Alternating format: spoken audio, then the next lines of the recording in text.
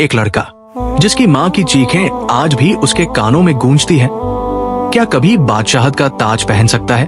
उसकी आंखों के सामने उसके पिता का सिर काट दिया गया, उसकी बहन को जंजीरों में बांधकर गलियों में घसीटा गया और उसे हर रोज जालिम बादशाह के दरबार में कुत्ते की तरह मारा गया।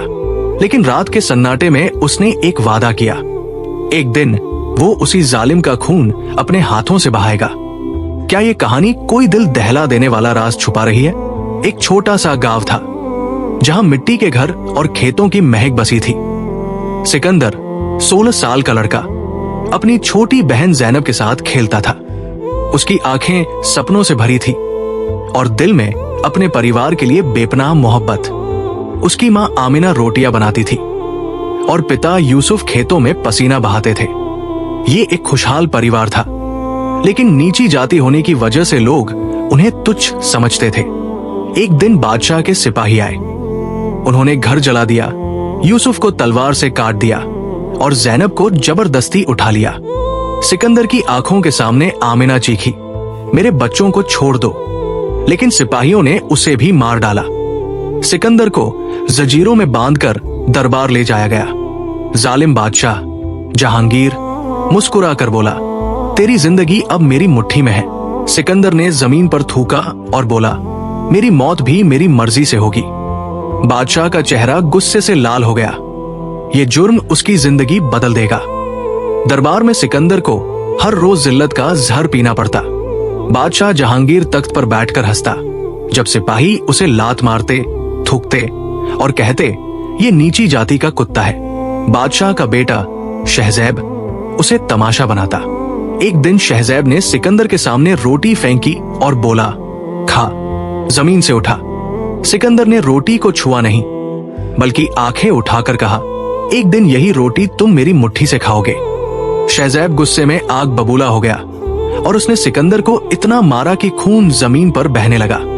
लेकिन उस रात जब दरबार सुनसान था, सिकंदर ने एक सिपाही का खंजर चुरा लिया।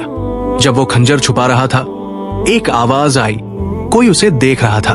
क्या वो पकड़ा जाएगा या ये उसकी आजादी की पहली किरण है?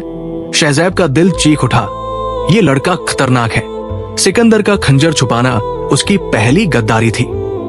दरबार के अंधेरे कोनों में वो बादशाह के राज सुनता। एक रात उसने सुना कि बादशाह एक पुराने खजाने की तलाश में है जो तख्त के नीचे छुपा था। सिकंदर रात के सन्नाटे में वहां पहुंचा। जमीन के नीचे एक रास्ता था, अंदर चमकता खजाना, सोना, जवाहरात और एक तलवार जिस पर लिखा था, जो जुल्म से कर भी लड़े वही तकदीर का मालिक बनेगा। सिकंदर ने तलवार उठाई, लेकिन तभी एक सिपाही की परछाई उसके पीछे पड़ी। वो भागता हुआ रास्ते में छुपा, दिल जोर से धड़क रहा था। सिपाही के कदम करीब आए और सिकंदर ने सोचा, क्या ये मेरी मौत है? सिपाही के साथ शहजैब भी था और उसने कहा, ये लड़का यहाँ क्यों आया? इसे जिंदा मत छोड़ना। सिकंदर ने तलवार मजबूती से पकड़ी, लेकिन तभी एक औरत की चीख गूंजी। ये कौन थी? शहजैब के हाथ में खंजर चमका और सिकंदर के सामने दो रास्ते थे, लड़ना या मरना। शहजैब ने खंजर उठाया, लेकिन तभी हवा में से एक तीर आया और सिपाही के सीने में जा लगा। सिकंदर हैरान रह गया, कौन था वो तीरंदाज? दरबार के कोने से एक साया उभरा और सिकंदर का दिल जोर से धड़कने लगा। क्या ये दोस्त था या दुश्मन? शहजैब पलटा और चिल्लाया, ये कौन है? तीर के साथ एक औरत अंधेरे से बाहर निकली, आंखें आंसुओं से भरी हुई। वो बोली, सिकंदर, मैं तेरी मां हूं। सिकंदर का दिल धड़कना बंद हो गया। क्या ये सच था? उसने चीख कर कहा, तुम तो मर चुकी हो। आमीना रोने लगी, मैं जिंदा थी, बादशाह ने मुझे कैद कर लिया था।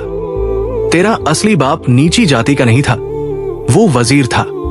सिकंदर बादशाह का हरामी बेटा नहीं, बल्कि वजीर का खून था, जिसे बादशाह ने सालों तक छुपा कर रखा। शहजैब गुस्से से पागल हो गया, ये झूठ है, इसे मारो। आमीना ने एक पुराना खत दिखाया जिसमें वजीर ने लिखा था, सिकंदर मेरा वारिस है। शहजैब ने खंजर उठाया, लेकिन सिकंदर मुस्कुराया। क्या ये राज उसकी ताकत बनेगा या उसकी कब्र? दरबार में सन्नाटा छा गया। सिकंदर का हाथ तलवार पर कस चुका था। शहजैब का खंजर उसके गले के करीब था। आमीना चीखी, जहांगीर, अब सच छुप नहीं सकता। बादशाह का चेहरा सफेद पड़ गया जब आमीना ने वो खत पढ़ा। सिकंदर ने मौका देखा, शहजैब के हाथ से खंजर छीन लिया, लेकिन बादशाह ने तलवार उठाई और उस पर हमला कर दिया। जंग शुरू हुई, तलवार से तलवार टकराई, खून की बूंदें जमीन पर गिरी। सिकंदर ने पूरी ताकत से लड़ा, लेकिन बादशाह ने उसे नीचे गिरा दिया। शहजैब हंसा, तेरी मौत आई। सिकंदर ने जमीन से छुपा हुआ खंजर उठाया, वही जो उसने पहले चुराया था। एक ही झटके में उसने बादशाह के सीने में वो खंजर घोंप दिया। बादशाह गिर गया, शहजैब डर कर भाग गया। सिकंदर खड़ा हुआ, खून बह रहा था, लेकिन आंखों में जीत की चमक थी। दरबार चीख उठा, अब बादशाह कौन? सिकंदर ने तलवार उठाई और कहा, अब इंसाफ का वक्त है। सिकंदर ने ताज अपने सिर पर रखा, लेकिन उसकी आंखें आंसुओं से भरी थी। आमीना उसके पास आई, तूने जुल्म का जवाब इंसाफ से दिया, यही तेरी असली जीत है। सिकंदर ने दरबार में ऐलान किया, आज से न कोई नीची जाति है, न कोई गरीब जलील होगा। उसने खजाने के दरवाजे खोले, गरीबों में रोटियां बांटी और शहजैब को माफ कर दिया, कहते हुए, जुल्म सहना गुनाह नहीं, लेकिन जुल्म करना हराम है। उसने अपने परिवार की कुर्बानी को याद किया और एक ऐसी अदालत बनाई जहां इंसाफ बराबर था। एक कुरानी आयत उसके दिल में गूंजी, और अल्लाह मजलूम के साथ है। सिकंदर ने आमीना को गले लगाया, ये ताज नहीं, माँ का प्यार मेरी असली ताकत है। गांव वाले हैरान थे, एक गरीब लड़का जिल्लत से उठकर बादशाह बन गया। उसने नफरत नहीं, मोहब्बत चुनी। जुल्म से लड़ना और इंसाफ करना ही असली बादशाहत है। सिकंदर की कहानी दिलों में घर कर गई।